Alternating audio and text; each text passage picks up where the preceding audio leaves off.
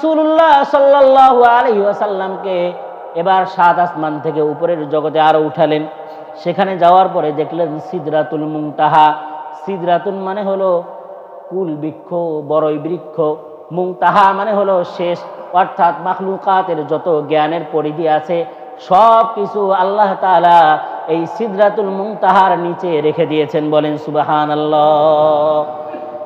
হাদিসে নবীজি ইরশাদ করেন, সিদরাতুল মুনতাহা আমি নিজেই লক্ষ্য করেছি। সিদরাতুল মুনতাহা বড়ই বৃক্ষ, অর্থাৎ সাত আসমানের নিচে আল্লাহ তাআলার আরশে আজিমের ডান পাশে এই বৃক্ষ। নবীজি বলেন, এই গাছের রং কিছু কিছু সময় পরিবর্তন হয়ে যায়। আমি আল্লাহ তাআলার যখন কোনো আদেশ এই গাছের মধ্যে অবতরণ হয়, আল্লাহ তাআলা যখন কোনো আদেশ অবতীর্ণ করেন, বান্দার উপরে যখন কোনো নির্দেশ দিয়ে থাকেন, ওই সময় এই গাছের কালারটা এমন একটা রং ধারণ করে মাখলুকাতের কেউ সেই কালারের বিবরণ দিতে পারবে না। বলেন সুবহানাল্লাহ।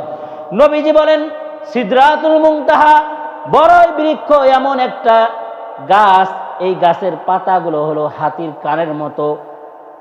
হাতির কান যেরকম লম্বা, আল্লাহ তাআলা এই বড়ই বৃক্ষর পাতাটাকে ঠিক সেরকম ভাবে বড় করে দিয়েছেন। বলেন সুবহানাল্লাহ।